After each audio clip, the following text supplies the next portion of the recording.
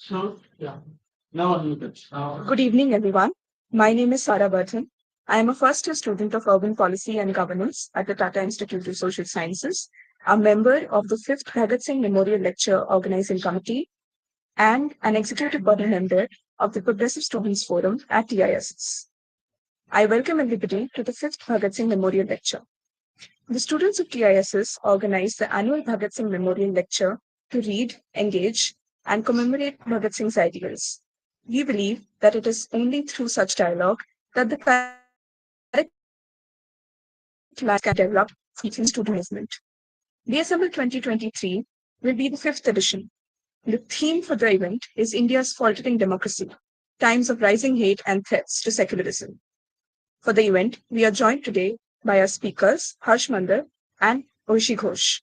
With that, I invite Fatima Sultana, who is a research scholar at the Tata Institute of Social Sciences and the General Secretary of the Progressive Students Forum, to chair the event.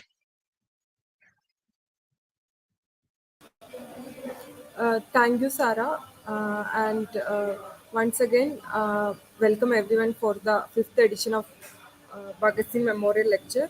And today, on two accounts, this lecture is something historic. One thing that we are having this fifth edition of BSML lecture on the 92nd martyrdom day of Bhagat Singh, Sukhdev, and Rajguru, as well as those who are like at least few of us know on what context we are having this lecture in an online mode. So it's like very painful as well as insult to the Bhagat Singh martyr like Bhagat Singh by the TISS administration that not letting the speakers whom we have invited for the BSML as well as not giving permission for the Bhagat Singh memorial lecture. And like there are like other more context to explain. So for that I invite Orgo Das, who is the current president of Progressive Students Forum, to read out the statement and thereby expressing our stand on this issue.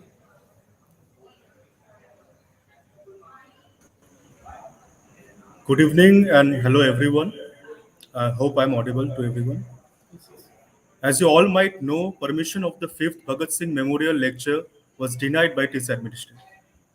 Because of continued protest by students and pressure from the media, the administration greenlit the event but with unwarranted restrictions, the details of which have already been shared in common groups as well as common groups of BSF and both BSML media handle. Primarily, the administration denied entry to any external speakers, refused use of the old conference hall as our venue, and issued censorship on the exhibition planned on Bhagat Singh Line. We take this as an explicit insult of a revolutionary figure and martyr Bhagat Singh, and also as a means to stifle progressive voices on campus which seek to highlight the alternate to the Sangh Parivar gross appropriation on the legendary freedom fighter. This is not the first time. This is not the first time that the TISS had insulted Bhagat Singh by not allowing student community to commemorate him. This shouldn't be taken as an isolated event. As many of our students know that BSF had conducted a referendum on the campus for 3 consecutive days starting from 19 March against the proposed fee hike by the same administration. The student community has unequivocally rejected the fee hike and exposed the administration narrative. So this discriminatory behavior of the administration against the BSML organizing committee BSF can be seen nothing but the act of vengeance. PSA would like to point out the hostile behavior of the Student Affairs Office and the director to its own students and curbing the student rights. Yesterday, Progressive Students Forum, along with BSML Organizing Committee, occupied the premises outside Director's Bungalow. Overnight, we marked the dissent against the administrative exclusionary policy and false narrative against their own statements. But we students who are inspired by the great revolutionary Bhagat Singh will not stop, will not bow down. We will keep our head held high and demand our rights. Thus, we, the BSML organizing committee, along with PSF, have decided to go ahead with 5th Bhagat Singh Memorial Lecture without using any of the administrative resources, and we will not bow down to any of their policy which they have given us. So we'd like to announce and thank all the speakers for being with us in this turbulent moment, and entire student community would like to thank them for their to be with us in solidarity and support. So I'd like to say that नफरत को हम हराएंगे, इनकलाब लाएंगे, सिर नहीं झुकाएंगे, हम इनकलाब लाएंगे. पलाय लाए जिंदाबाद, इनकलाब जिंदाबाद, भगत सिंह जिंदाबाद. Thank you. Thank you, comrade. And hereby, like, I also would like to stress on the point that we, the children of Bhagat Singh, if we decided to read, remember, and discuss about Bhagat Singh, we will do that. And this is a lecture, to commemorate Bhagat Singh, and we are going ahead with that. And for today, this most anticipated lecture in the campus, completely student-run event, academic lecture, we are having two speakers, and I would like to welcome both Mander as well as Aishe Ghosh on behalf of Progressive Students Forum as well as BSML Organizing Committee. And Mander, like, I don't think like we need a elaborated introduction to tell you like who he is. Mander is a very well-known human rights activist and peace worker, writer, columnist, researcher, and a teacher, and works with a survivor of mass violence, hunger, homeless persons, and street children. And Mander is a PhD from Rigi University in Amsterdam, and his thesis was titled on vulnerable people and policy development in India, designing state intervention for hunger, homelessness, destitution, and targeted violence. And he is a chairperson of Center for Equity Studies, which devoted to analysis and development of public policy and the law for justice and rights for disadvantaged groups. He founded, convenes, and edits the annual India Exclusion Report. This attempt to document the experience of disadvantaged people of the state and on evidence-based analysis and advocacy for more just and equitable laws and policies. Also, to counter the rising hate violence against the minorities, he led a national initiative which is very famous called a Mohabbat, or Caravan of Love. This caravan visits the families of those who lost loved ones to hate violence and lynching for atonement, solidarity, healing, consciousness, and justice, and to promote the goodwill and the trust between communities. He is also a prolific writer on his website www.harshmander.in, and he also wrote more than 25 books, including Partitions of the Heart, Unmaking the Idea of India, Locking Down the Poor, The Pandemic, and India's Moral Center, etc. And welcome, sir. And he also listed the Peace Research Institute of Oslo has included him in its 2022 shortlist of people recommended for Nobel Peace Prize. And our second speaker, Comrade Aishe Ghosh. Oish is the research scholar as well as president of Jawaharlal Nehru University Student Union, and she is also another prominent figure in the defense against the Sangh Parivar's onslaught. The progressive values of JNU have made it a prime target by Sangh Parivar since the early days of Modi regime. And Aishe Ghosh has emerged as a leading figure in the student movement, struggling against the increasing privatization and communalization of education. And this BSML honored to have both of these prominent figures to as speakers, and we will be the BSML will be enriched by the presence of two activists who one experienced and the other young. and their combined insight will help the students to advance their struggles and prepare them for the larger challenges ahead. And with that, I would also like to give a brief introduction about the structure of today's event. Comrade Aishe Ghosh will speak for us 30 minutes, and after that, following that, Harsh Mander will speak, and we will be like following the question answer section. Uh, those who are having any questions to the speakers can put their questions in the comment box, and we will take that into speakers. And without much delay, I would like to invite Comrade Aishe to speak. Handing over to Aishe. So, first of all, thanks and greetings to the Bhagat Singh Memorial Lecture Organizing Committee for putting up this edition of Bhagat Singh Memorial Lecture. Now, the thing is, while I thank all the members of the BSML organizing committee, Harshmanda sir is also here with us. What is happening, the topic that we are supposed to talk about, the faltering democracy that we are witnessing today in India, in the context that we are continuously seeing the rising hate, and in the society that we see how secularism, the basic ethos of secularism is into threat, especially Harshmanda sir has worked in society at a large. When I am seeing as a student activist, as being part of student organizations who are working among the student community in the educational spaces, that how rise of hate is happening, how it is being channelized by state machineries. It is very, very, first of all, very, very important for me on behalf of the student community here and across to extend solidarity to the students of TISS Mumbai who have been organizing this memorial lecture today on the 23rd of March, when we are here speaking in the panel, remembering the martyrdom of Bhagat Singh, Rajguru Sukhdev. It is important for us to see that how contradictory it is that in the morning a tweet from the Honorable Prime Minister comes that how much it is important for all the citizens to remember who Bhagat Singh was, who Sukhdev Rajguru was, and what their contribution has been in the Indian freedom struggle, in the what has been their contribution into the freedom movement.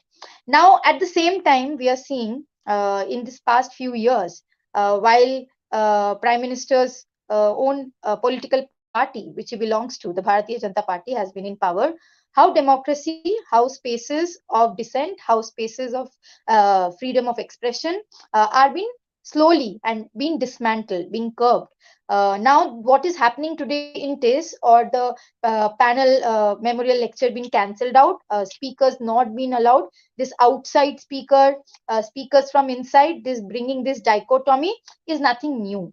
We recently saw in Delhi, New Delhi, that in Gandhi Peace Foundation, several activists were supposed to speak on the issue what is happening in Kashmir, Jammu and Kashmir. And we saw how that arbitrarily an event in Gandhi Peace Foundation, which had prior booking, prior permission, what was cancelled. And no reason was given to the organizers that why such a event was cancelled, which was trying to talk about the issues and the of the people who are hailing from Jammu and Kashmir.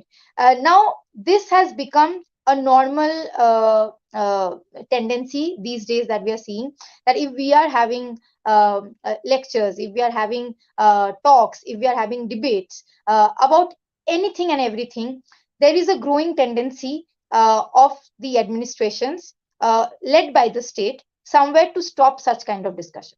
Now, we need to ask, when we today are commemorating the martyrdom day of Bhagat Singh, Sukhdev, Rajguru, we need to ask first, what is the kind of society that they, our martyrs, had envisioned? Not only them, but hundreds of our martyrs who gave up their life for an India which they envisioned, for a country where they envisioned that the people, the citizens of the country will be free, the citizens of the country will be having a conscience which is free, because how the colonial mindset was, how the colonial powers tried to exploitate the people of our country through years, it was very exploitative in nature.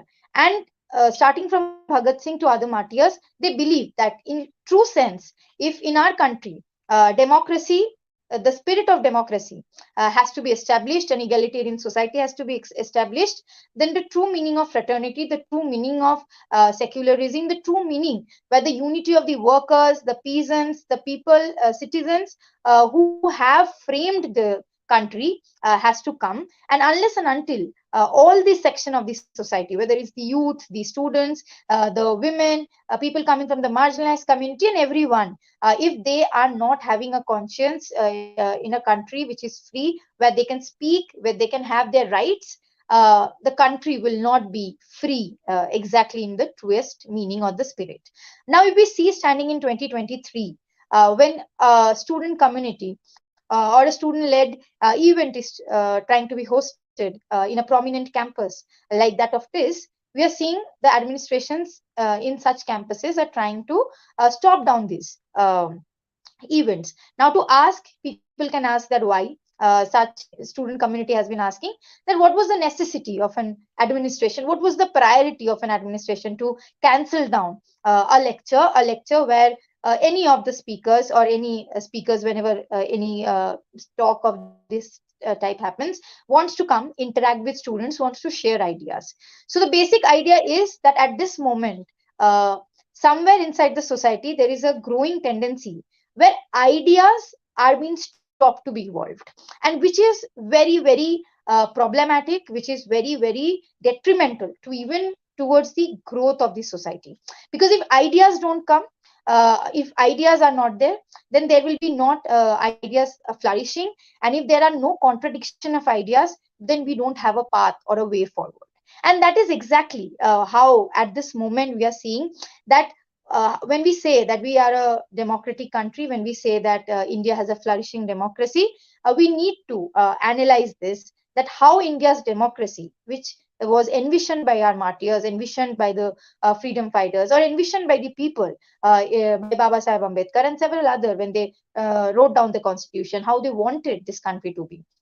Out from the clutches of the colonial powers, wanted a country strong with the deepest understanding of the anti-imperialist visions inside, core to it, ensuring that any form of caste-based, religion-based, or gender-based, any form of discrimination doesn't continue, and how positive affirmation rights, fundamental rights can be ensured in the coming days inside the country, so that and more egalitarian society can be built towards, a progressive social and gender just society can be built towards. That is somewhere continuously being questioned at this moment, or is being put into test at this moment.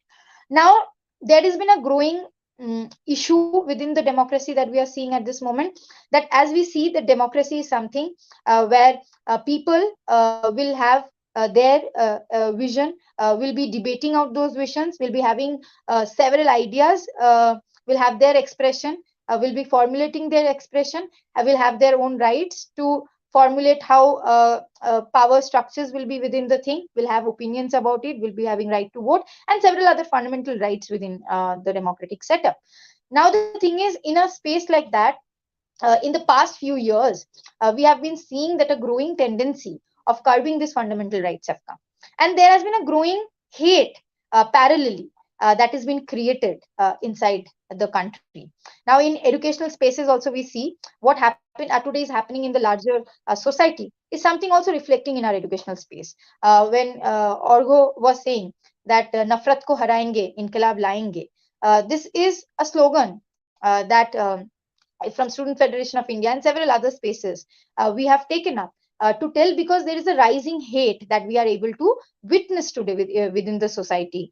And when this hate is been formulated, is been structured by the state, it is becoming more and more dangerous. Now, why we are saying this?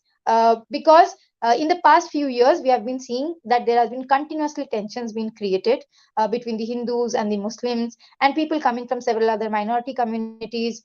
In state-specific cases, there have been tensions being created between several caste groups, religious groups, and this is being done under the supervision of state powers. What is more frightening is it's not that there were never communal tensions there inside the country, But now what is happening is more of a structured way, with the backing of the system, with backing of the state, where people who are governing the country are the one who are championing the cause of how hate has to be propagated within the country, which was not normal inside this country. There were people, individuals who had these tendencies maybe, and that were corrected through several law and order way. But today what we are witnessing is in a way where we are seeing member of parliaments, member of legislative assemblies who are coming from the ruling dispensation, making statements of how certain minority community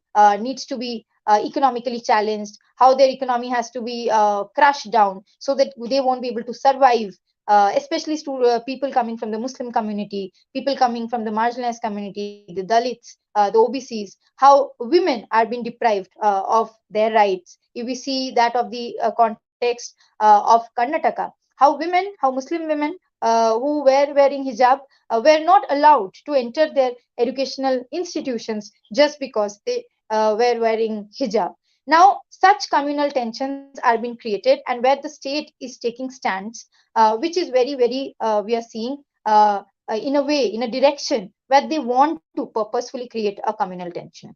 Now, on the contrary, we see what themselves the state is doing is always portraying a religious a figure in each and every space they are in. If we see the inauguration of the parliament, if we see how our honorable prime minister and several other chief ministers, when they're going out as public servants, as public government officials, they are readily portraying who they are. They are readily portraying their private space where they believe in certain religion. They are being portrayed, and in that name of that, for the first time we are seeing that in a very open manner in last few years, in very open manner, are like people who are in power asking for vote in the consolidation name of consolidating a particular majoritarian community, and also trying to build this narrative that the majority community should vote for the particular political party, which is the Bharatiya Janata Party, because there are several theories that they have created against the minority community. And this, what is happening inside the society today, when I'm sure Harshmanda sir will explain to it, when Karwai Mohabbat and other like organizations of such is working, when our student organizations, we reach out to student community, they feel that what is happening in the society is something not isolated, which we has always felt, that what is happening inside the society, what we see outside our campus spaces, that is something not isolated in a manner. Because very, very personally, if we speak about, because situated in the national capital, if we see in our own university in JNU and several other university in Jamia, in Delhi University, in 2020 we saw a Northeast Delhi pogrom, which was orchestrated by the ruling dispensation in a way, which was promoted and propagated by many of the leaders who were associated with the Bharatiya Janata Party. Now, in a context like that, what happened is they communalized the whole situation, and it was not far that our educational spaces were not communalized. Students who were coming from the same society in next 1-2 years are being drained into this understanding that today a majoritarian community is into threat, which propagation the Bharatiya Janata Party is continuously trying to promote, that the Hindus are somewhere in threat, and that's why we need to consolidate. And when we try to talk to students inside our campus spaces that what is wrong, what is happening, it's not that we are not able to tell students what is happening, but the hate is so deep down. They have been promoting this so much. And the reflection, if we see, last year we remember on April 10th, when Ram Navami was there, we saw for the first time inside our university that over food, we almost saw the right-wing student groups inside the campus space to dictate what food people will have and not, which we have not seen in the history of our own university in last 50 years. And what is happening today has started happening each and every space, in each and every space, in our educational spaces, in our own hostels, in our own individual friend circles and groups, where people have started believing this hate that has been put portrayed as the truth inside this country. And that is why it is very, very important for us and the responsibility of us to speak out that what is today being portrayed by the BJP or the ruling dispensation in several other spaces is not the truth. What factual data they are trying to give, what kind of ideas they are trying to promote is only and only to ensure that the secular ethos which is there inside our countries, which is very, very strong if we see, which has a strong base, but is being tried to be destroyed today, has to be somewhere like we need to hold it back. We need to challenge these things that the RSS or the right wing group at this moment is trying to do. Now, the point is, if we see in the past, if we see the freedom struggle, if we talk about martyr Shahid Bhagat Singh, Rajguru Sukhdev, they were visionaries of their time. If we read when Bhagat Singh talks about state, about religion, about why he was himself chose to be an atheist, we very, very clearly see he could envision a society. He clearly, scientifically, and very, very rationally spoke about a time, spoke about in those times that how difficult it will be if and how problematic it is to have in a society where a particular community is trying to exploit the other community, and how he was clear about this idea that the truest meaning of freedom would not be only to fight against the colonial powers, the Britishers, but also if even after the Britishers are being thrown out of this country, if a particular class of people, caste based group, majoritarian, if they still try to exploit the people of our country, then the truest meaning of freedom wouldn't be there. Then doesn't it will be as same as being into the colonial clutches. And that is something we have to challenge also when we talk about have dreaming or having an India of ours, of each and every citizen. And today we see exactly that thought of Bhagat Singh that Bhagat Singh had is exactly under threat today. If we are seeing in an flourishing democracy, how in democratic spaces, more and more spaces of dissent, more and more spaces of conversations should be there, we are continuously seeing that that is exactly not happening. We are seeing how the state at this moment is continuously trying to portray it as the messiah or the protector of the majoritarian region. Each and everything, policies being taken or gestures being shown or something which actually factually is not the truth. When economic crises are happening, when privatization is happening, it's not that people on the basis of religion or the basis on caste group are getting perks or any major benefit. But at the same time, in order to divert these things so that people don't question them on the basic issues, what is happening today in our society, how soaring everything is inside the market, they're continuously trying to divert the majority population and putting the onus of everything that the government is failing on the people. And it's trying to create a chaos inside this society.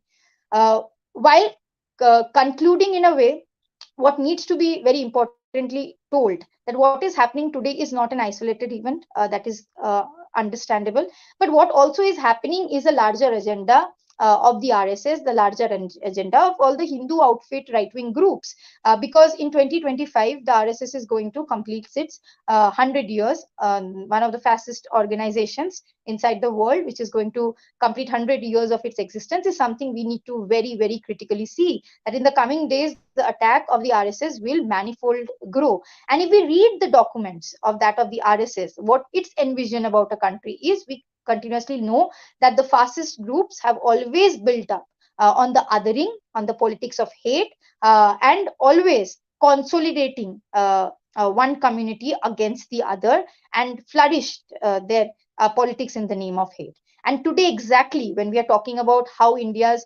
democracy is faltering, we are seeing that one of the major things that is faltering inside this country, one aspect within the one foundational aspect, is the education sector. Now I will just go brief into it because it is very, very important for us to understand why we need to stress on having more and more of scientific space of educational sector, because we can see that happening inside our university spaces, our school spaces, and education spaces. I'm sure a lot of you would have heard some months just a couple of weeks ago in JNU, through the administration, session was held of Garba Sanskar, where young women have to be taught that during their period of motherhood, how they can inculcate such vision inside them, or learn certain kind of sanskar, which like habits, which can groom their unborn child into creation of children who are perfect. Now, what was said in the session which happened inside JNU is that how mothers need to create Ram, how more and more Ram need to be created, and for creating that Ram like figures, how mothers need to be groomed into it. And these are not being only told by certain preachers. These were validated by doctors, professional doctors who came from the All India Institute of Medical Sciences. Now, it might be surprising for many of us, but we need to understand that where is then the scientific education that we get inside our educational space going to? Because when we come into university spaces, this is a university space where all of us in our education try to learn and unlearn the unscientific things, the irrational things that maybe society has taught us, a lot of things which are not equal, like egalitarian inside the society. But when we come into education, we do understand why it is important to unlearn these things and move and progress towards a society which will be more and more inclusive. What is happening today in the education system is exactly the opposite. What we are seeing, that how the RSS is and the right wing group is trying to capture the educational space, is in a way where they want us to only learn a homogenic understanding, where they don't want any kind of differ of ideas, because they feel if there are differing ideas, there are differing ideals, there will be several clash of ideas, and through that the emerging idea will be the one which shows a direction to be progress. That is how ideas have clashed in the past, and a future progress have been always sought out from debates of several ideas. What has been pushed onto us is homogeneity of idea, that you don't have any B or C or D ideas. What you have is only the idea that the state will propagate to you. You will only have the understanding of the society what the state will give to you, and in that the education plays a very, very important key role and empowering role. What Baba Sahib Ambedkar also said in his writings, that education is something which is empowering. It's not only an end of a degree or something, but it can change generations. And that is exactly what the RSS now wants to hijack.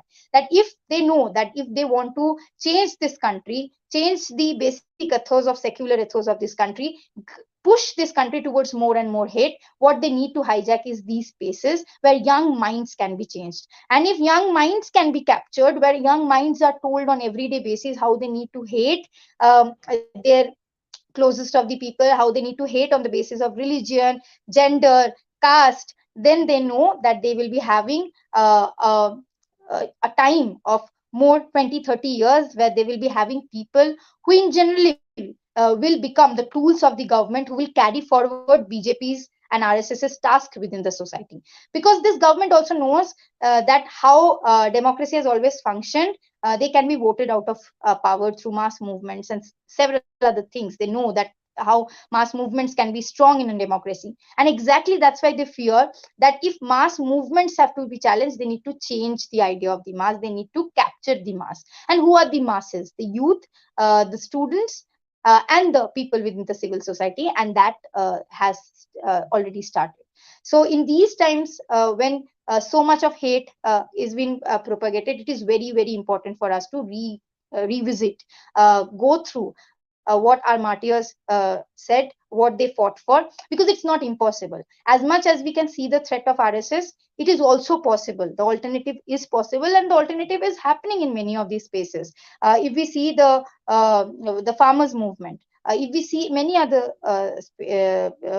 movements, at the same time when the government is trying to curb the dissent, at the same time when the government is trying to change the basic fabric of this country, we have also seen at the same time people's mass movements only have become the challenge to such structures, such systematic exploitation that is happening in the society. And education, educational spaces, university spaces can be a very, very key, can play a very, very key role against such kind of faltering ideas that the ruling dispension at this moment is trying to give. If we see the past history, how fascist spaces have, how fascism has worked, or mechanisms of such structures have worked. They have always captured educational spaces, university spaces, curbed down dissent inside university spaces, tried to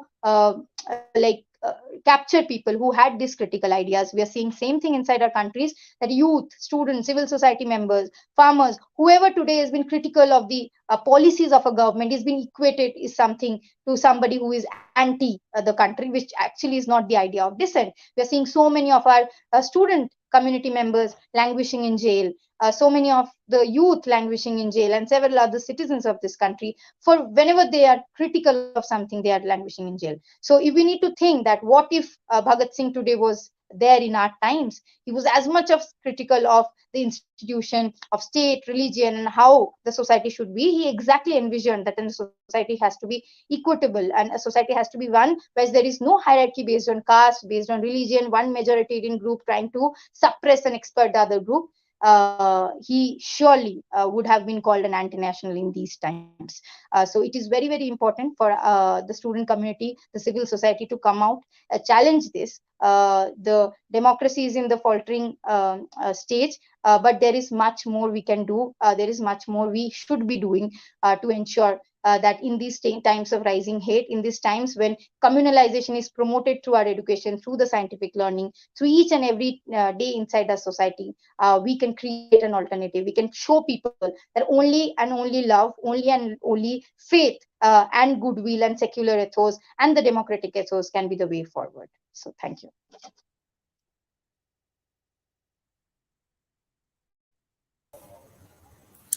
Thank you, comrade. Like all of the words said by you are like very relatable, and we are actually seeing it and experiencing in Indian campuses and other spaces in society.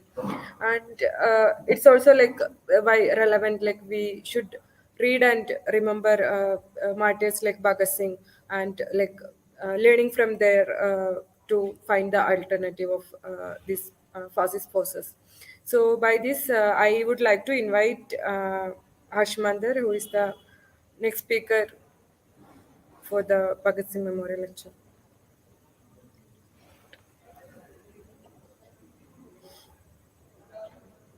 Yes, sir. Thank You can you. start.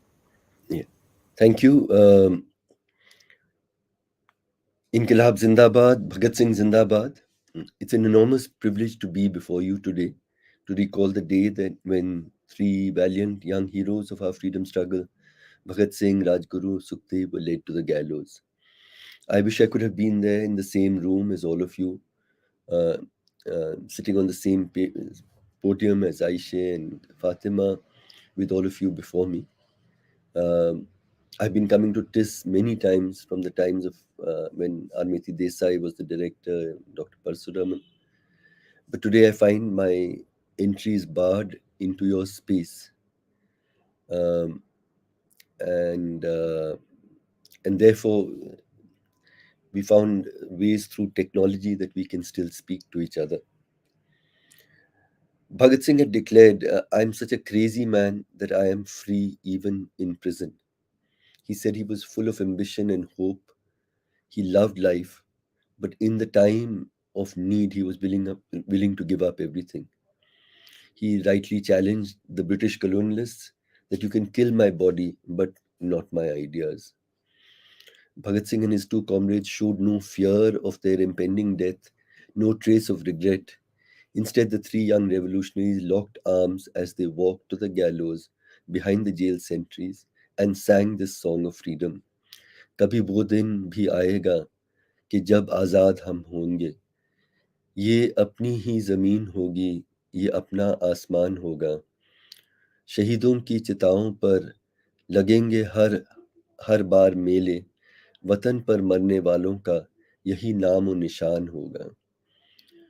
So as Bhagat Singh had predicted in this song, we have gathered today to pay tribute to our martyrs.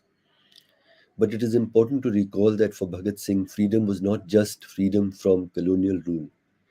He dreamed of a free India which was equal and secular, one which protected the rights of workers and farmers, where caste discrimination was ended, in which guaranteed religious freedom and rights to people of every faith. We only have to look around us to observe how far we have walked away from this ideal of freedom, how much the tasks and struggles for our freedom remain unfinished. India finds itself today in a frighteningly dark and violent space of fear, unfreedom, inequality, and hate. This is a profoundly different country from the one for which revolutionaries like Bhagat Singh gave their lives, for which indeed Mahatma Gandhi was assassinated, and in which was written into its constitution by Baba Sahib Ambedkar. Um, I I'd like to show you just a short film called Mazhab. So if you could kindly play that.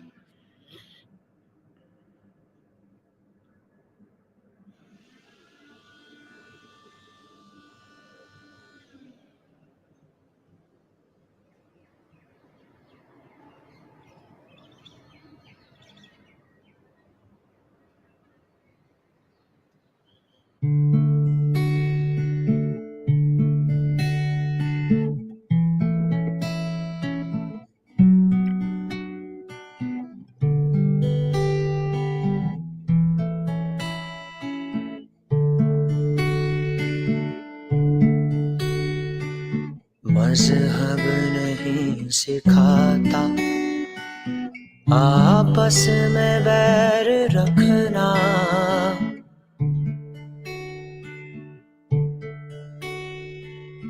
मजहब नहीं सिखाता आपस में बैर रखना, गुलिस्तां ये बुलबुलों का कांटों से दूर रखना, गुलिस्तां ये बुलबुलों का कांटों से दूर रखना, मजहब नहीं सिखाता आपस में बैर रखना।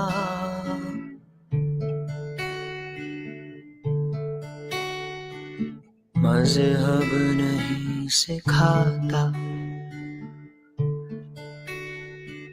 देखा था एक सपना, एक जहां ऐसा भी है जहां जिक्र सिर्फ मोहब्बत का ही है। होश जब खुले तब ये जाहिर हुआ, शायद ये तो फकत एक सपना ही है।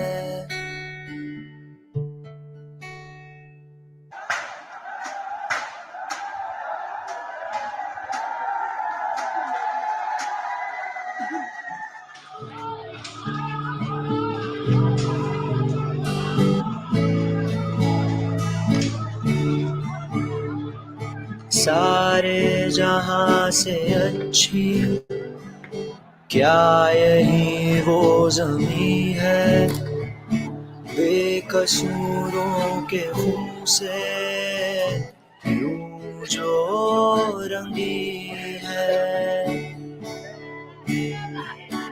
इतना भी सस्ता इंसान का खून नहीं, न सींचो तुम इससे हुकूमते अपनी। सुर्ख रंग गुलिस्तां पर फैला दिया, क्यों सुर्ख रंग गुलिस्तां पर फैला दिया। फिर भी है मेरा यही बयान,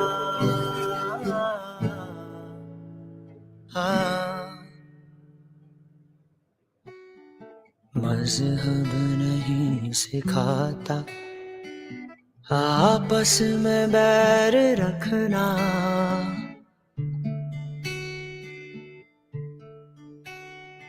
गुलिस्तां ये बुलबुलों का कांटों से दूर रखना गुलिस्ता ये बुलबुलों का कांटों से दूर रखना.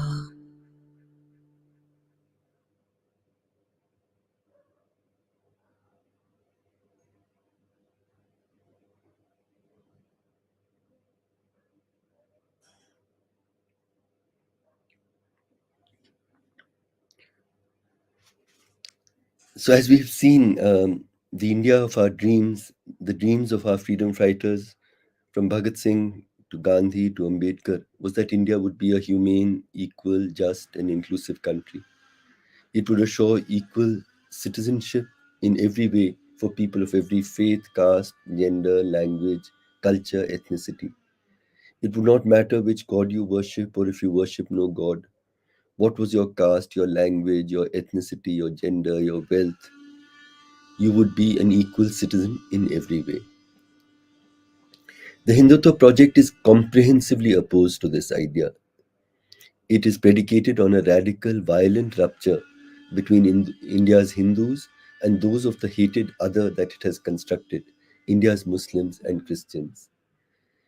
India's immense tragedy today is that people steeped deeply in the Hindu supremacist ideology that spurred Mahatma Gandhi's killing are in fact ruling India today.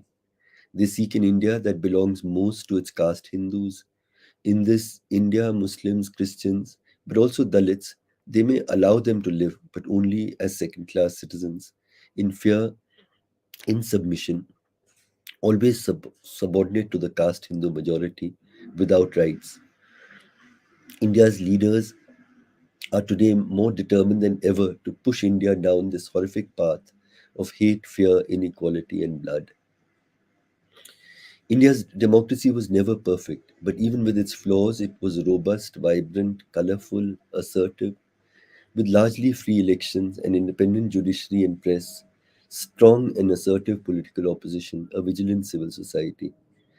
However, we've reached a place in the journey of the Indian Republic, 7.5 decades later, when democracy and democratic freedoms have never been as hollowed out, freedoms as threatened, and hate as triumphantly ascendant uh, as we see today.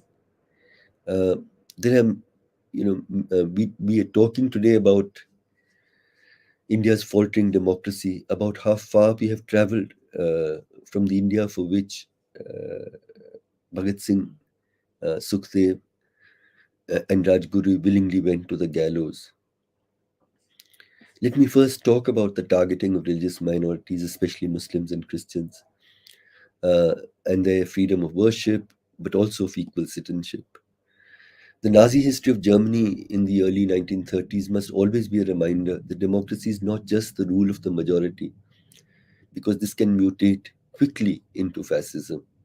Democracy is equally the protection of every minority, of all their freedoms, and their freedoms also to be themselves, and at the same time to be equal citizens in every way. In Modi's 9 years, we are witness to the state at virtual war with its Muslim citizens, and more covertly, to its Christian citizens' freedom of worship.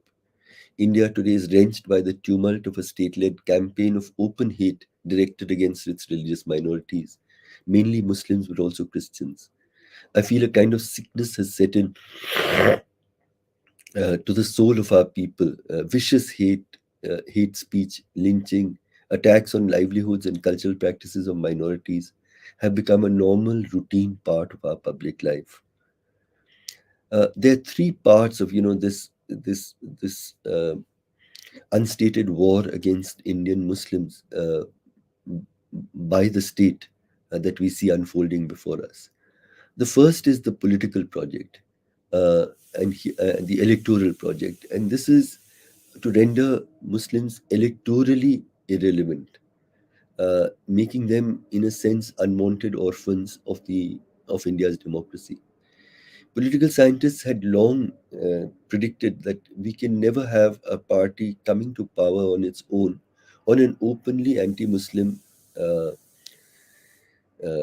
platform, because Muslims form a significant part of the population in a number of constituencies. But the BJP has proved them wrong, and they've done this by uniting everybody else across caste, across class, and indeed across religion against this common constructed enemy. So today the BJP has 55% seats in the Lok Sabha, 38% in the Rajya Sabha, and 33% in the state assemblies. But it is proud that not a single one of these representatives are Muslim in a country where Muslims constitute 200 million people. They've rendered even non-BJP parties defensive and reluctant to speak out in defense of Muslim rights and freedoms or against their oppressions. Hence, I describe them as the political orphans of the Indian Republic. Even in the Bharat Jodo Yatra, in which I also walked for a stretch, it was important that this was a political project speaking not about elections but about the state of the country and about unity. But even here, I did not hear explicit references to what is happening in the way that India is being torn apart by these attacks on our Muslim minority. Then there's a social project to this battle. One part of it is runaway hate speech by senior political leaders in the media, in academia, in popular culture, and by ordinary citizens. They seek to manufacture popular hatred and legitimize hatred and bigotry. NDTV was capturing what it called VIP hate speech by senior leaders. And it found a 1,130% rise in VIP hate speech, which included speeches by the Prime Minister, Home Minister, Chief Ministers, Union Ministers. Led sometimes by the Prime Minister, but much more shrilly by his Home Minister and several Union Chief Ministers. This hate speech pandemic stigmatizes, taunts, insults, and sometimes openly incites violence against India's Muslims. There are taunts and dog whistles like people who say Abba Jan. I can recognize them by their clothes. Claiming that earlier governments did not provide welfare but were giving money to build walls on burial grounds, calling them termites. Together, they falsely construct and depict Muslims as bigoted and violent oppressors of Hindus in history, as breakers of Hindus' temples, and in contemporary times, variously as infiltrators, unpatriotic, loyal to Pakistan, terrorists, sexual predators, love jihadis, land jihadis, cow killers, child breeders, and infiltrators. Christians are portrayed as deviously deploying overseas donations to bribe impoverished people into converting into Christianity under the cloak of humanitarian service. Even Mother Teresa was not exempt from these hate constructions. Online and in popular gatherings, a range of other extreme right-wing supporters, from people in saffron robes to jobless youth to upmarket tech doyens, are even more candid in spouting their hate, openly calling for boycotts and expulsions, mass killings, genocide, and mass rape. Sometimes, for the record, a thin official line is drawn claiming official distance from these so-called fringe elements. But this claim wears thin because hate mongers are rarely punished. They get bail quickly if in the rare times that they are arrested. Many are instead inducted into party positions. Even the Prime Minister follows some of the most poisonous hate spreaders on Twitter. In Maharashtra, we've seen the incredible display of hate speeches in large gatherings attended by thousands of people, which are calling openly for genocide and mass rape of Muslims. But nobody is punished. Nobody is halting these.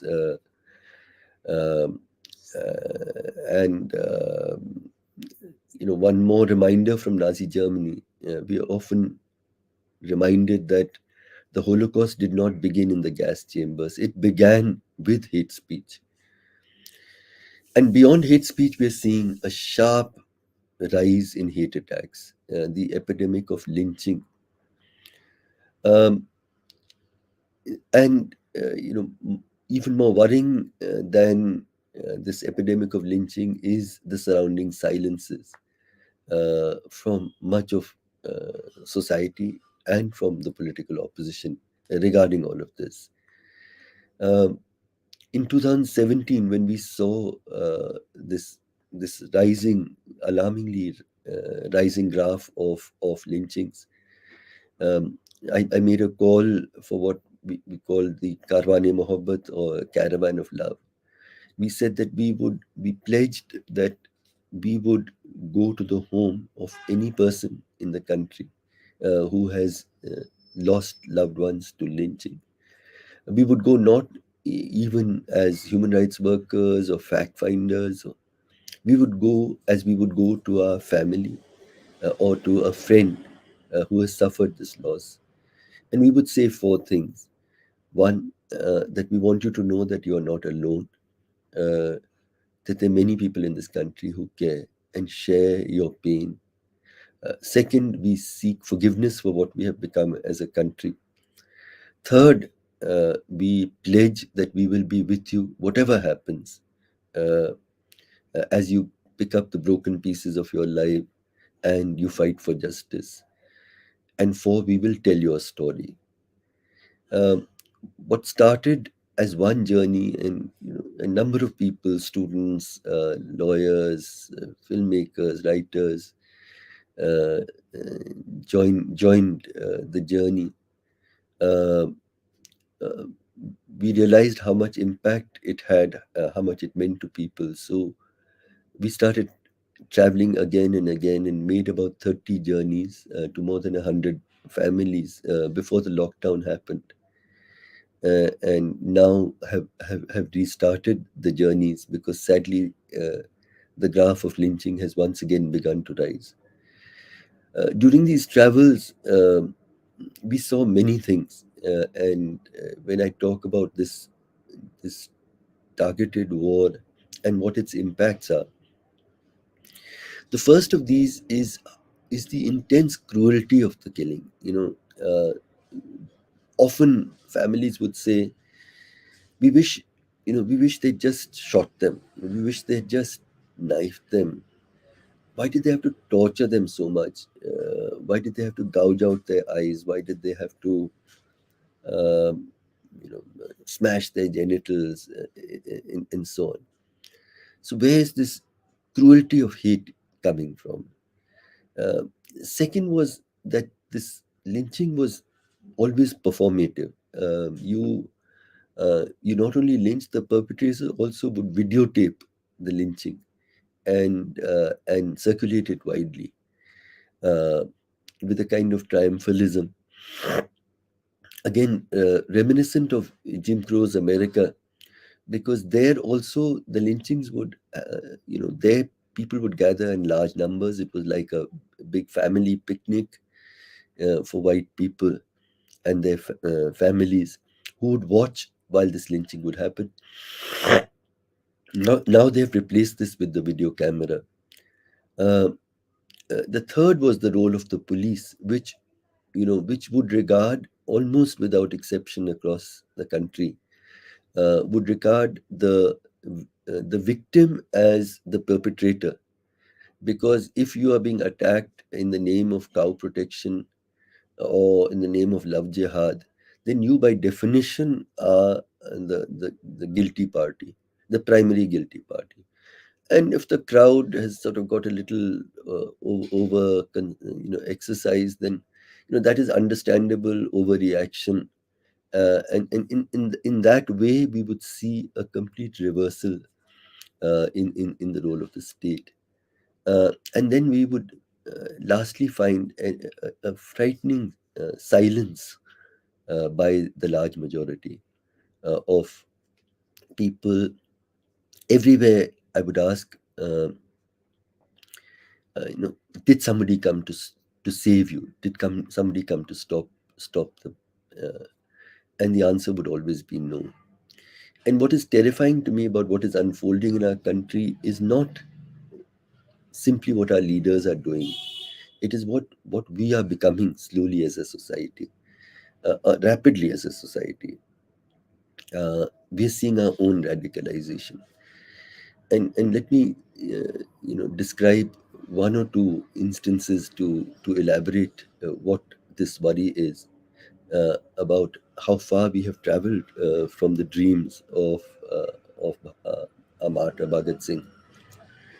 Um, in Hisar, just not more than an hour drive from Delhi, uh, somebody announces from the temple loudspeaker that this person who actually raises goats for and for fattening them up and then giving them for slaughter, a very poor Muslim man, that he has done cow slaughter. Within an hour or two, an entire mob gathers, and much of them are young people, teenagers, even children, and they come with sharp objects which they can carry. When we met the family, they said that there was hardly a portion of his body which people hadn't pierced, and this is somebody in your village, you've known him, and and and and you're driven to this kind of cruelty. And in the video which was made, they show him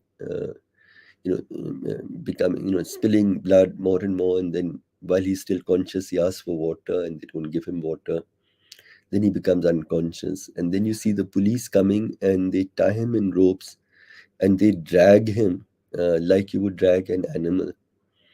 So it is these images that I wanted to place before you. And one last thing, that the purpose of lynching is, you must understand, is its symbolic value. When people have written about Jim Crow's America and the lynchings there, the numbers of lynching, it went on for about 60 years from the late 19th century. The numbers are small, very small. In a single riot, we perhaps lose more people than all the lynchings together. But every lynching, one of the historians has written, was like 1,000 lynchings that reverberated across the land and the rivers and the mountains and the deserts, and settled as fear in the heart of every African American person. In India, it's like every lynching is like 10,000 lynchings, and settles as fear. Uh, One young Muslim boy got stabbed to death, Junaid, in a train close to Delhi, and so many young Muslim men have told me how frightened they are now to travel and be visibly Muslim. When they travel on a train, their mothers tell them, if we call you, don't say salam alaikum, don't get involved in a debate, don't talk, don't let anyone know your identity. It is this. And one last sort of description of what is happening, and how things are further declining, is in neighboring Mewat. Mewat is, the Mayo Muslims are, the district is Nuh, where they are of the largest numbers. It just borders Gurugram, or Gurgaon. It was the Niti Aayog some years ago had identified it as the most underdeveloped district in the country.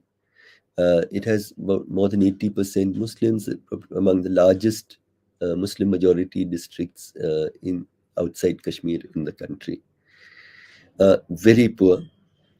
It is here that we saw Pehlu Khan's lynching, where a crowd gathers and beats him to death. He's transporting milch cattle, which he's purchased.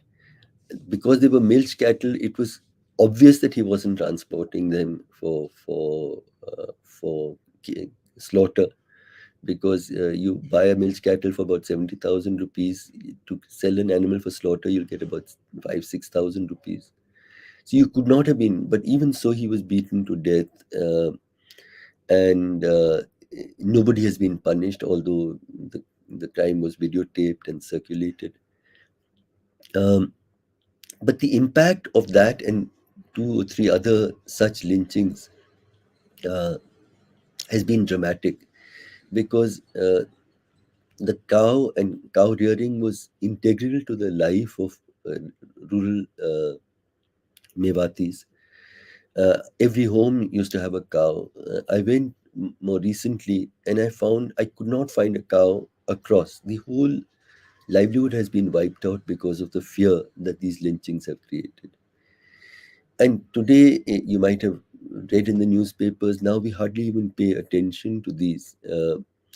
But somebody called Baris Khan and then was killed, and then two other men.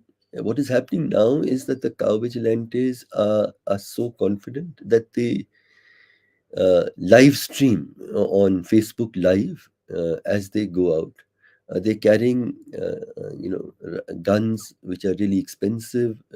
How they can afford those guns, how they can, how they got their license to use them. They shoot, they pulp people with and on their Facebook Live they show pictures almost of a kind of bromance with senior police officers. um, there's something that has, a further line, set of lines have been crossed. um, and so this is the social project that I talk about in this project of hate against Muslims. And then there's, post 2019 in particularly, I see an official project, a legal and constitutional project of rendering Muslims second class. uh, Kashmir, of course, was India's only Muslim majority state, Jammu and Kashmir. Um, and we saw what happened there. The Article 370 was withdrawn, and it remains one of the most militarized regions in the world. And the altering of citizenship laws that exclude in various ways from equal citizenship of the Muslim majority. We've also seen what happened in Assam.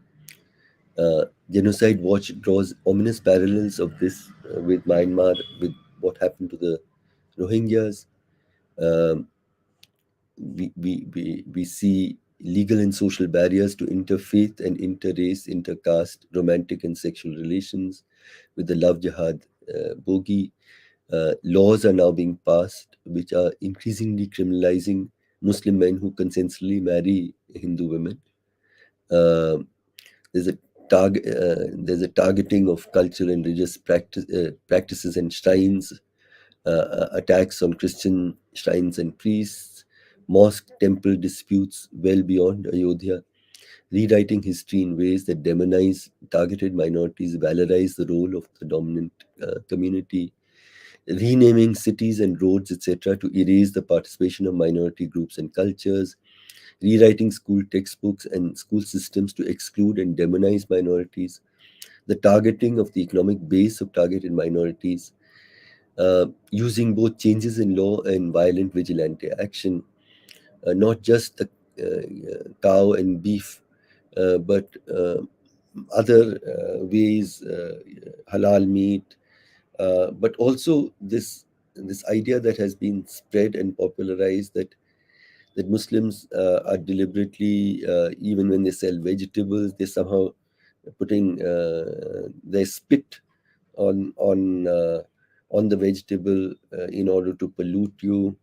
Uh, uh, Boys lynched where he's trying to sell bangles in a Hindu majority area. Uh, People are asking them their identities. Forcing separate living and ghettoization of the targeted minority using both changes in laws and violent vigilante action. And what is unfolding in Assam, where agricultural lands, so-called encroachments selectively of Muslims are being removed, and indigenous people are being allotted these. Um, the central contestation in India is of equal belonging and in the end of fraternity. Um, I speak of this as partitions of the heart. So much so that Gregory Stanton, the founder of Genocide Watch, predicted that India under Modi shows early signs of an impending genocide. The US Holocaust Museum estimates that after Pakistan, India is in fact the country in the world most likely to witness a genocide. Um, I don't I don't believe that India is going to see a genocide uh, of the kind that we saw in the Holocaust in Germany. But I see us rapidly moving into a more Rohingya-like situation. Um, Hannah Arendt spoke about citizenship as the right to have rights. It's a very powerful um, description. Uh, if Muslims are going to be reduced as they are being now into second class citizenship, we are basically seeing them that they will live in India, but in a situation where they will not have the right to have rights. So if the state wishes to, to bulldoze their homes with no legal process, it will do it. If it chooses to allow the worst hate speech uh, in mass rallies, it will do it. Um, in the few minutes left to me, I would need to also talk a little bit about other threats to our democracy: the crushing of dissent in politics, civil society, and academics. We see the rapid erosion of basic freedoms in India, the use of anti-terror laws against dissenting voices. We all know that intellectuals and activists, young and senior, of impeccable integrity, have been jailed for years without trial in the BK 16 and the Delhi riot conspiracies. There's similar use of colonial era sedition laws against political dissenters, massive and brazen use of premier investigation agencies, the CBI, the ED, income tax, and so on, against dissenters. Very little debate in parliament. Most decisions are taken without public consultation. Very importantly, and Aishe spoke about this, the rapid, willful destruction of the liberal arts university, from JNU to Jamia, and may I add, even to TISS. The crackdown on funding for civil society, the FCRA regulations introduced in the emergency in the mid 70s, but amendments have made the compliance harder and harder, and the increase in the non-transparent state power to deny, suspend, or cancel licenses. Recently, they announced that they have cancelled the FCRA licenses of 16,500 NGOs recently. Then there's a pressure on even Indian funders, even so if you can't get foreign funds, even Indian funders are pressed upon not to fund organizations seen as anti-national, which is the same as anti-government for them. Um, so, and then the attacks on the media, the World Press Freedom Index, published by Reporters Without Borders, rates India as 142 out of 180 countries, one of the most dangerous countries for journalists to do their jobs. And we need most of all to remember the Kapan, who was called upon to, who was arrested when he was investigating a gang rape of and killing of a teenage Dalit girl, and he had to spend 2 years in prison. And thirdly, briefly, let me refer to crony capitalism and the abandonment of the working and destitute poor. We see the hubris on highly centralized, opaque decision making that abandons the poor. It's worryingly crony capitalist. The pandemic was a moment where this came through very clearly. It dramatically laid bare, with ruthless moral clarity, the catastrophic public costs of inequality. Thousands, even millions of lives in India could have been saved if, over many decades of freedom, much greater investments had been made in public health provisioning, in labor rights. But in the method of a countrywide brutal lockdown with barely any relief, we saw the devastation that it made. Most of India became poorer, but at the same time, for the super rich, it was a time. Mr. Ambani's wealth doubled uh, in 2021. In fact, he added 900 million rupees to his wealth every hour from the time the pandemic started. The story of Mr. Adani, of course, is even more dramatic. His wealth multiplied 10 times, skyrocketing him to the second richest person in the world. Jodres has calculated that if 100 workers worked at statutory minimum wages, guess how long it would take for them to get the wealth that Mr. Adani had accumulated? It would take them a million years to get that kind of wealth. So let me end by saying, what is the pathway, that pathway that we need to fight for when we have gathered today to pay tribute to Bhagat Singh and his comrades Rajguru and Sukhdev. It is clear that the Indian Republic, especially in recent decades, has traveled further and further distant from the place of freedom for which 91 years ago, young Bhagat Singh, with his comrades Rajguru and Sukhdev, happily walked to the gallows.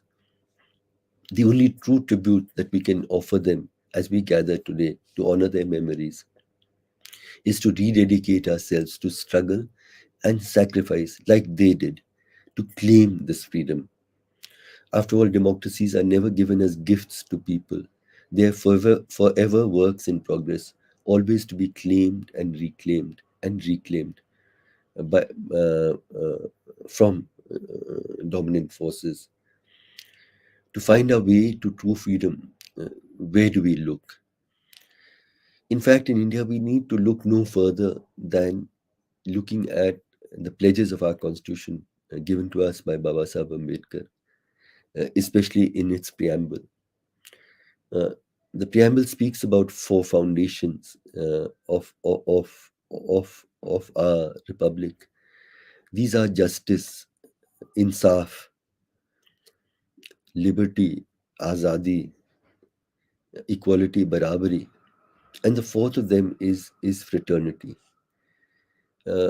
Fraternity literally means brotherhood, and it is problematic because it must also include sisterhood.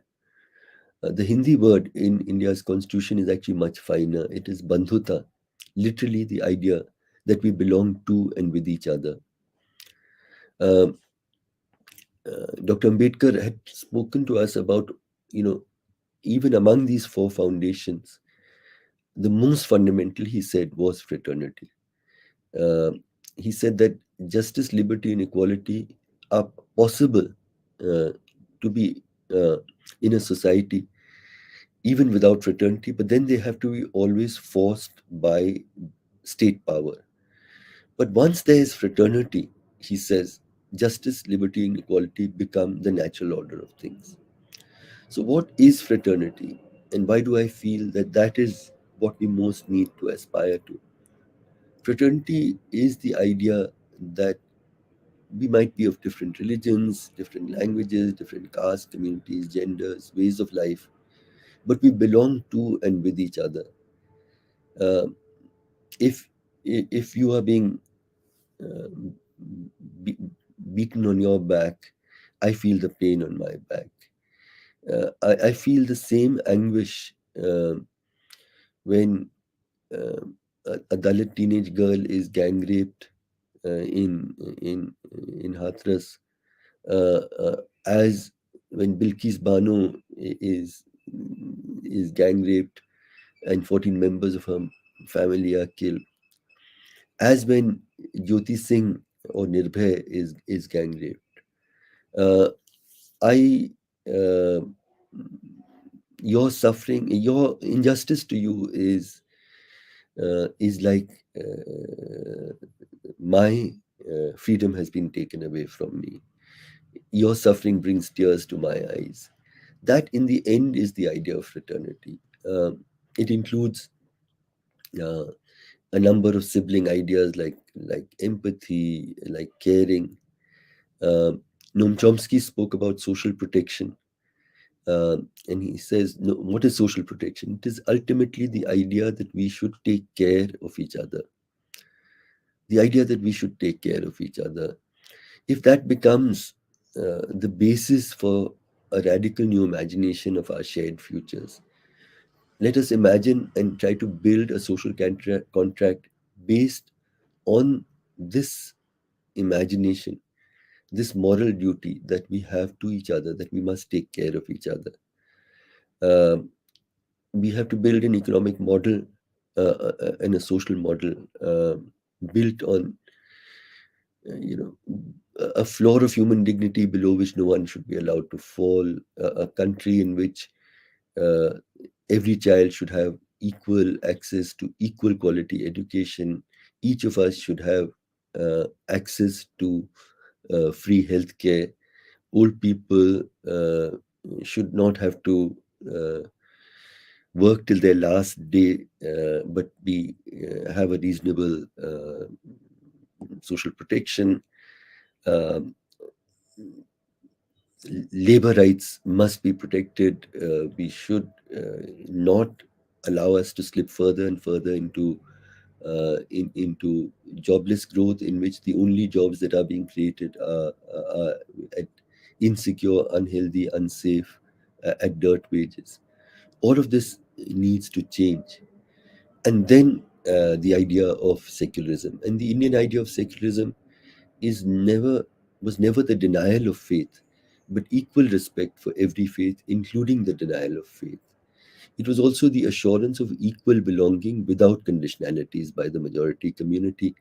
And this is a particularly Indian idea, because whenever we travel in Europe, or when I look at countries like Pakistan, the idea of secularism is that I will allow you to be included if you become like me. You learn to respect the majority. But our idea of secularism at its best was that no, you have the freedom to be entirely yourself and yet belong equally. We in the majority community need to accept, respect, learn from, and in the end celebrate all of our differences. So the best tribute to Bhagat Singh today would be for each of us to rededicate ourselves to the project of building a humane, inclusive country constructed around a social contract of friendship and trust between people of diverse faiths, castes, and identities and classes, ensuring that all enjoy equal rights. For me, in fact, this is the quintessential Indian, uh, deriving the best from our civilizational legacy. Our civilization legacy has terrible has a terrible legacy of caste and gender violence. But on the other hand, the quintessential Indian for me is a woman who comes out of her home in a slum, and she sees a mosque and she bows her head, and she sees a church and she bows her head, and she sees a gurdwara and she bows her head, and she sees a temple and she bows her head. And finally, let me speak about the imperative for radical love. And this is love based on great courage. Uh, and in the end, it is radical love, as politics, love with great courage. It is the love that led Bhagat Singh to the gallows. It is the love that led to Gandhiji's assassination. It is our capacity for radical love that, in the end, will be our true tribute to Bhagat Singh on this day when we recall his extraordinary sacrifice for our freedom. Once more, Inqilab Zindabad, Bhagat Singh Zindabad, and I would add Mohabbat Zindabad.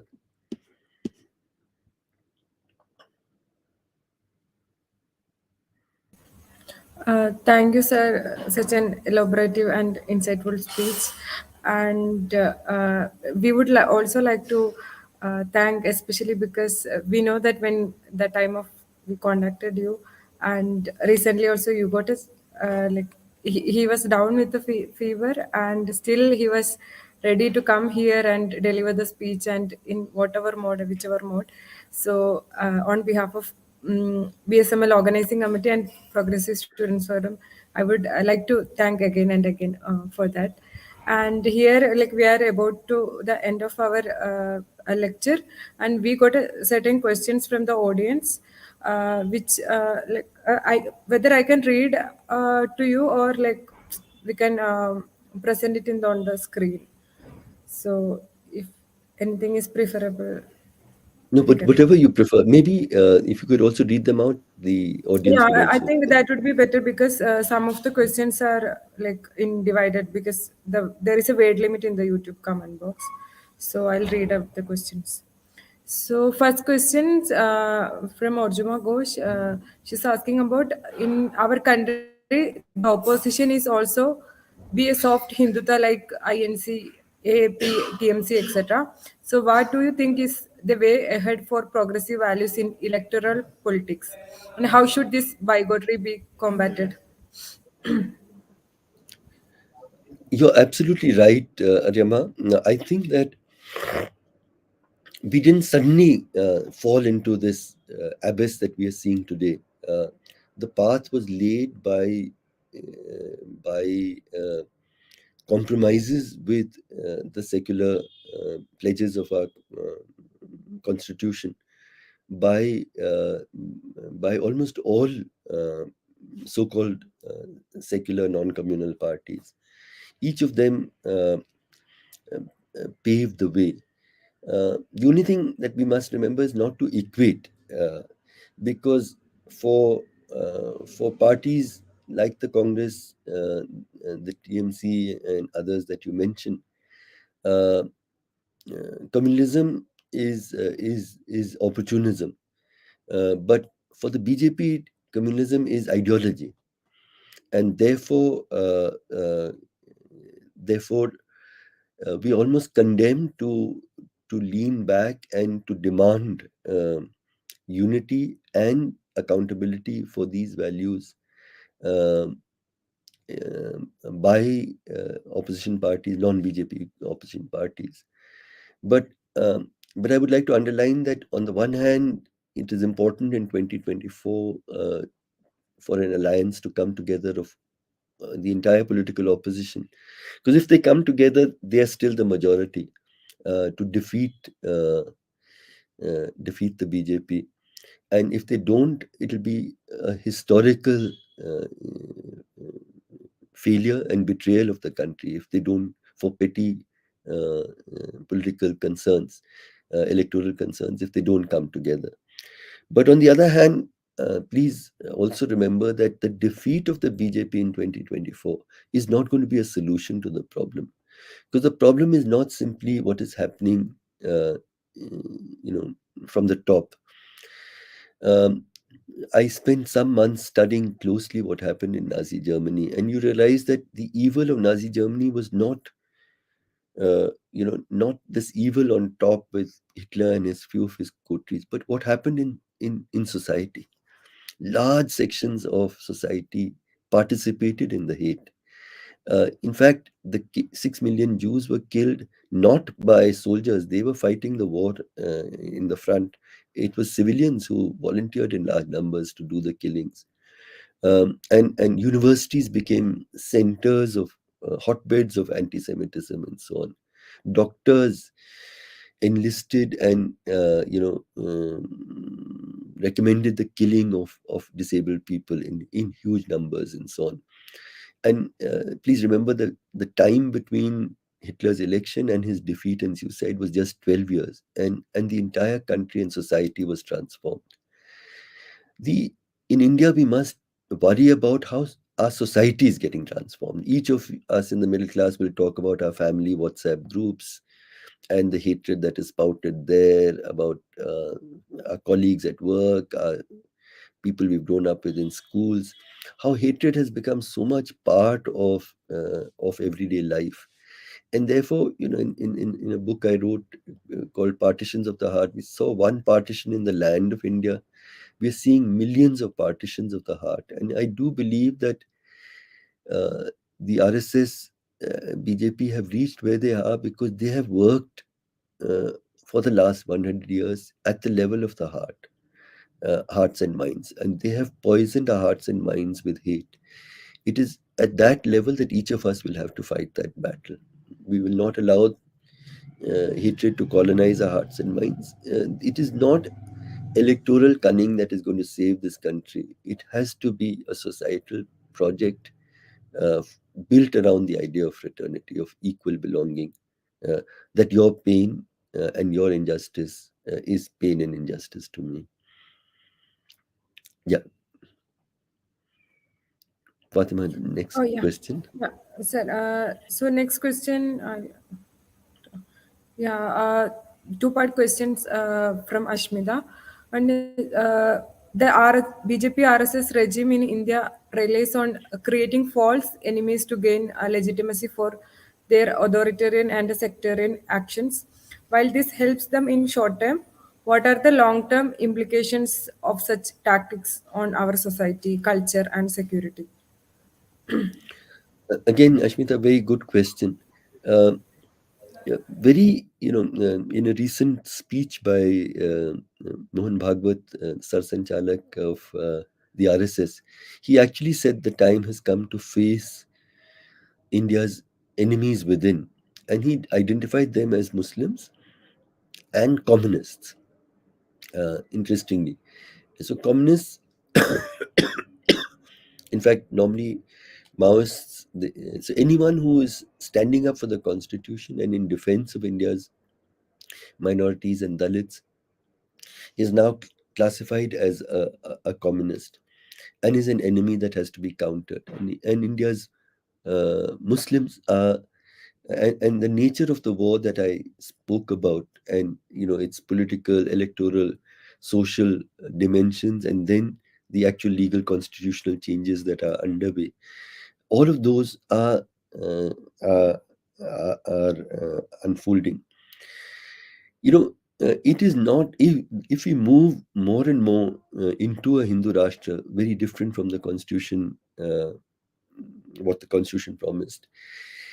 It is it is extremely misleading for those of us who do not belong to the minority community to believe that we are not going to be affected. Uh, it- we have to ask ourselves, what kind of country would you like to grow? You all are young people. What kind of country would you like to grow old in? What kind of country would you like to leave to your children and to their children? Is it a country that is based on fear and hate and inequality? Or is it a country where we all feel secure? And let me just explain this by another somewhat horrific example that we witnessed during our Karwan journeys. This was exactly on the 25th anniversary of the Babri Masjid demolition, that a young man in Rajsamand, close to Udaipur, decided that he wanted to performatively kill a Muslim man in revenge, any Muslim man. And so Bengali Muslim uh, people come as migrant workers to Rajasthan in builders. So they got a number, they called this man. They never met him in his life, but he needed someone to videotape it. So his 14-year-old nephew, he trained him, and just the two of them, and he stood there. And when this man arrived, he uh, he barely in 15 seconds he started clubbing him, and his last words are, "Babu, maine kya kya?" And he bludgeons him. He becomes unconscious. Then he puts petrol and he burns him to death. But what is most terrifying is how steady the hand of that 14-year-old boy is. He doesn't even tremble as he videotapes all of this. And my question is, When we were there in the car, I asked the people from the majority community, is that this, is that how you want your son to be? So none of us are going. I mean, we're seeing a brutalization of all of us when this happens. We're seeing a brutalization of our discourse, our easy resort to violence, and so on. So the long-term implications of these tactics on our society culture will be an extreme brutalization, and we will lose the only thing that is really precious in our legacy, as I spoke about earlier, was this idea of equal respect for every faith, which is unique to our culture. We're going to lose that as well, and so we all have a stake in fighting.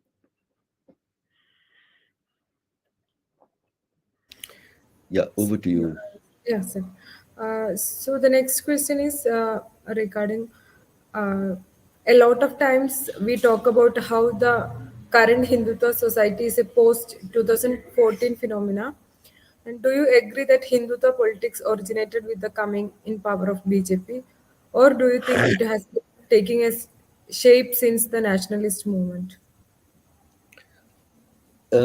There's no doubt that this is at least 100-year-old battle uh, that is, reached a decisive moment, because it was 100 years ago. Mahatma Gandhi returned uh, from South Africa, took leadership of our freedom struggle, uh, and young revolutionaries like Bhagat Singh rose up, and and that was one stream of the freedom struggle, which was based on the idea of equal citizenship. Uh, and But the Hindu Mahasabha came up a little over 100 years ago. The RSS in 1925, it will next year, year after next, celebrate 100 years, and they have been,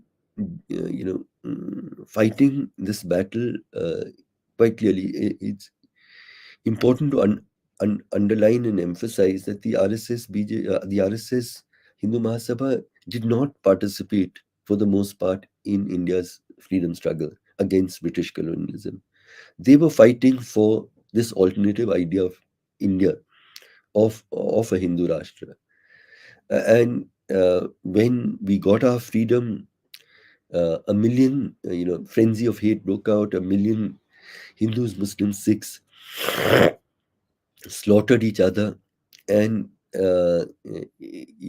Pakistan was constituted. The demands of the Muslim League were fulfilled as a separate religion, as a separate country.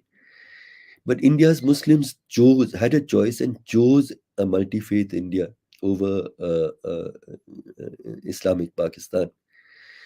And it was Mahatma Gandhi's assassination that led us to believe that the country had been stunned into accepting the idea of a multi-faith, multi-religious, equal right, equal citizenship country.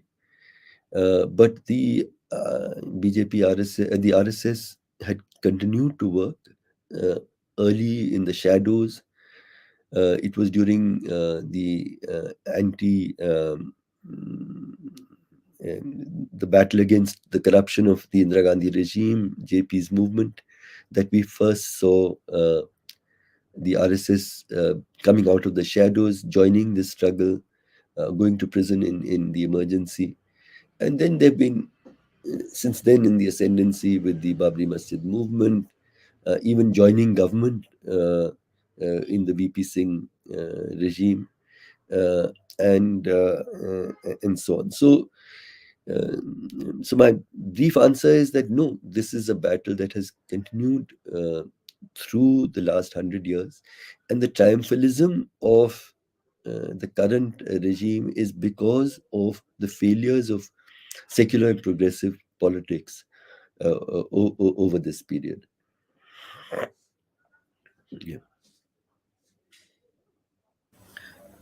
There is another interesting question by Nabil. Where do you see the administrators in the current situation in the country?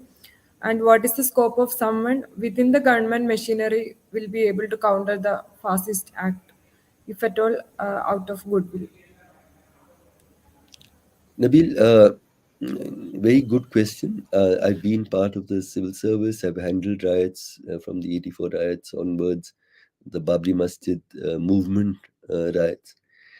And I am completely convinced that actually no so-called riot can go on for more than even a few hours unless the state wants it to.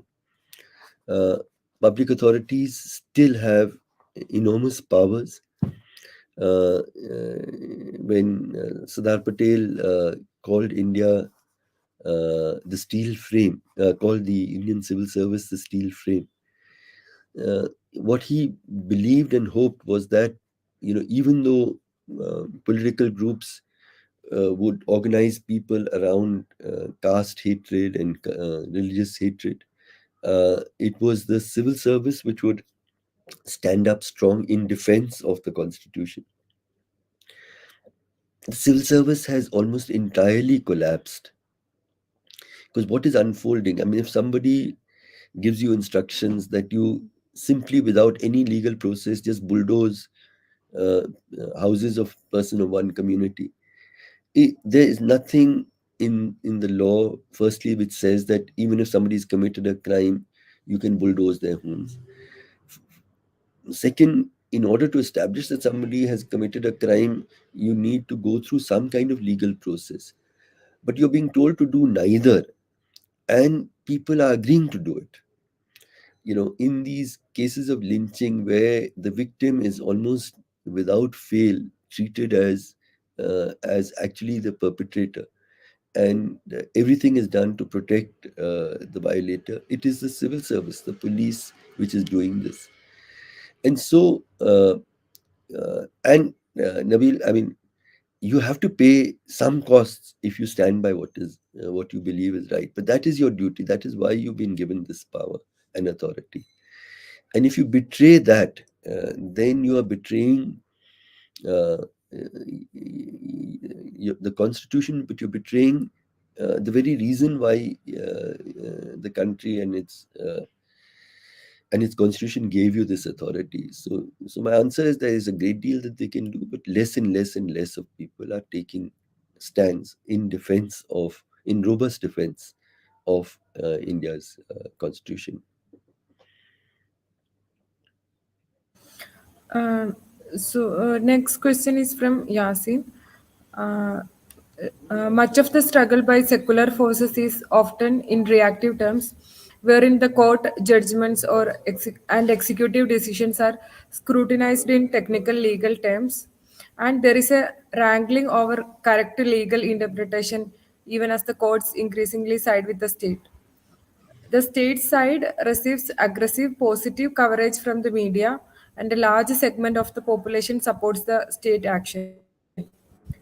So, in view of the degree of institutional leverage that the Sangh Parivar now exercise in institutions such as Supreme Court or the Election Commission, is it wise for secular forces to wrangle over legal technicalities, or should they attack the state's actions in more ideological terms?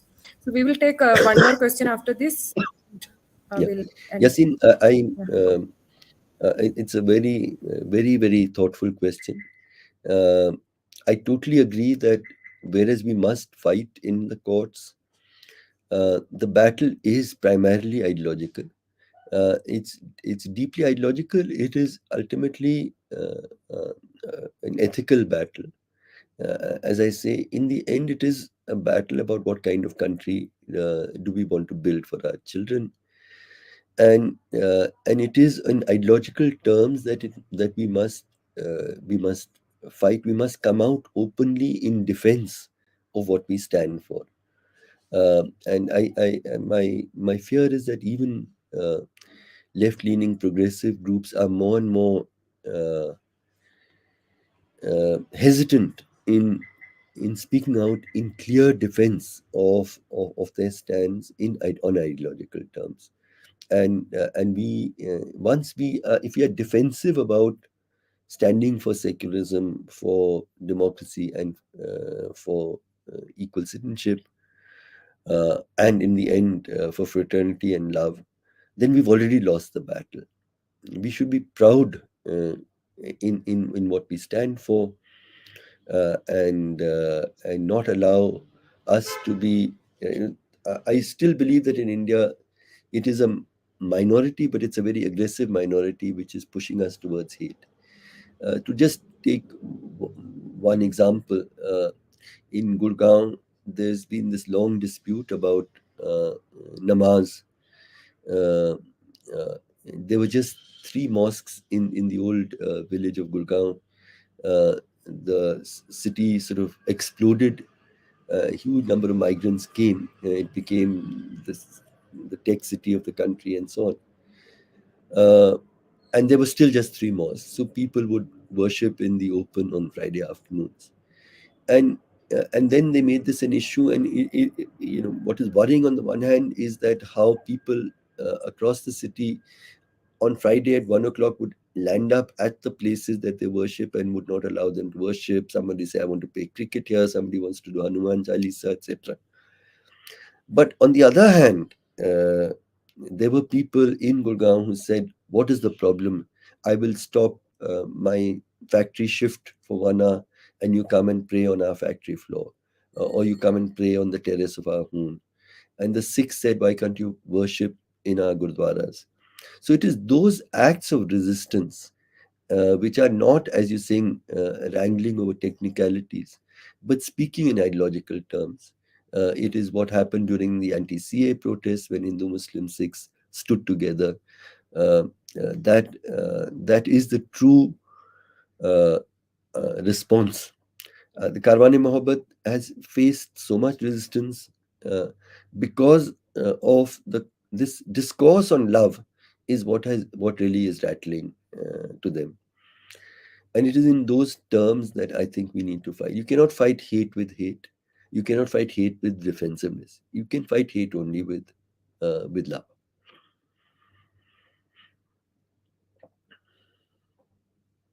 The next question is somewhat continuation of your answer from this. From Bhavya Sudhir, you emphasized on the importance of mutual respect to defeat the communal agenda of the government. So, is it even a sustainable strategy to bring the interfaith aspect in an already divisive society? So, Bhavya, I feel it is not only sustainable, it is, let me underline, India is the only civilization globally where people of every major faith have come to this land and settled down and made it their own. And we have a culture which is based on an acceptance of diversity in ways. Let me recall something that Maulana Azad said. Maulana Azad, was speaking. Qutub Minar at that time was considered very high. So he said, if the angel Gabriel came on top of Qutub Minar and asked me to choose, he said, in the next 24 hours, I can give you one of two things. One of them is Swaraj, the other is Hindu Muslim unity. Which will you choose? And he said, I would choose Hindu Muslim unity, because if Swaraj comes to us late, the Indian people will suffer. But if Hindu Muslim unity breaks down, all of humankind will suffer. Please understand that India offers an example of living together with diversity, which the world will learn from. And that is why it's not only sustainable, it is imperative that we cannot fight the politics of hate by accepting its terms, but by standing on our own terms, which is one of equal respect for every faith, including the absence of faith. Over to you, Fatima. Thank you, sir. So by this, we are coming to end of the question answer. And I would like to invite Shreyas Walson, who is the general coordinator, convener of the entire BSML program, BSML organizing committee, and he's also secretariat member of Progressive Students Forum. So over to you, Shreyas.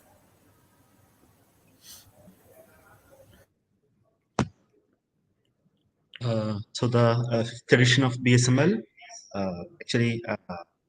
we are going to wind up the fifth edition of BSML today.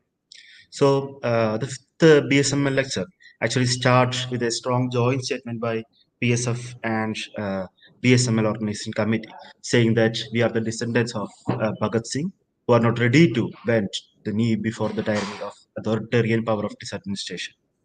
This administration doesn't want the students of this campus to listen the voice of democracy, voice of secularism, voice of harmony. But we wind up this program by speaking out against the personification of this hatred and communalism. We are going to conclude this program by presenting to the wide open world to the same voice that secularism that this admin asked to end within a closed room or they banned to speak inside the campus. So BSML is the largest student-run memorial lecture conducted by TISS students in the campus for the last 5 years. BSML is unique in that it is a completely student-run memorial lecture in every meanings, that from the planning, the organization, and the fund mobilization also. So that is one of the same reason this administration want to ban this program in the campus, because they want to suppress the independent and critical voices of the students and the student organization in the campus. By overcoming these hurdles, we have completed the fifth edition of PSML, and I would like to thank all the person in behalf of the organization committee of BSML and Progressive Student Forum of TIST in this time. Most importantly, I want to thank to the two amazing speakers of this program. I'm well aware that both of them, whose names actually stirred the pro-RSS disadministration in this campus, and their voices, their opinions that scared the administration. We know that. So I'm thanking them both behalf of the BSML organization committee. I thanks Harshmander. Harshmander was the person who assured us that he would come to this, even though he had poor health conditions in the last few days. But the disadministration at the end didn't allow both these persons to enter the campus, but he delivered a beautiful lecture to us. We thank him for that. He said he was coming to this campus in the time of the previous directors, but was banned during this new director's time. Your words will actually fuel the efforts of students in this campus to make this campus again a place of free expression and free speech. And the words of JNU's president, Comrade Aishe Ghosh, she was the figure and inspiration for the protest against the communalism, against the hatred in the campuses all over India. So I thank both the speakers in the name of BSML Organization Committee and Progressive Student Forum. The preparations of Bhagat Singh Memorial Lecture was actually started for last 1 month. A Bhagat Singh Memorial Lecture organizing committee, completely with students in this campus, was doing all the works for this program. I thank all the students, all the members of Bhagat Singh Memorial Lecture Organization Committee in this time. The first program, BSML, fifth episode of BSML, conducted in this campus is an open quiz. The quiz take over the topics of socio-political movements, the progressive movements all over India. So it's the amazing quiz master of our program in that day, Samir, all the coordinators and the winners of the program. I use this opportunity to thank them, congratulate them. And when we are talking about this program, for the last 2 days, so many students in this campus is in a protest in front of the director's bungalow itself, against their double standard, against their discrimination on the Bhagat Singh Memorial Lecture, against their discrimination on the name of Bhagat Singh itself. Actually, I like to thank all the people who were protesting, who were sleeping in front of the road of the director itself in the last night for this program. So I would like to thank all the person who fight for the democratic space of this campus, fight for the free speech for this campus. So I'll like to wind up by thanking the person who is still fighting for uh, make this campus more a progressive space or a democratic space. All these PSM lectures, all the our efforts for this program is itself want to make this campus once again a democratic space and a progressive space. The fifth BSM lecture is going to wind up here, but I'm assured that I'm confident that the sixth BSML lecture the next year will be happened in this campus. Again, the people in this campus, the student in this campus will fight and they will win in this fight against the hatred, fight against communalism, fight against the authoritarian power of this campus. And we can we shall see together the sixth BSML lecture next year. Thank you.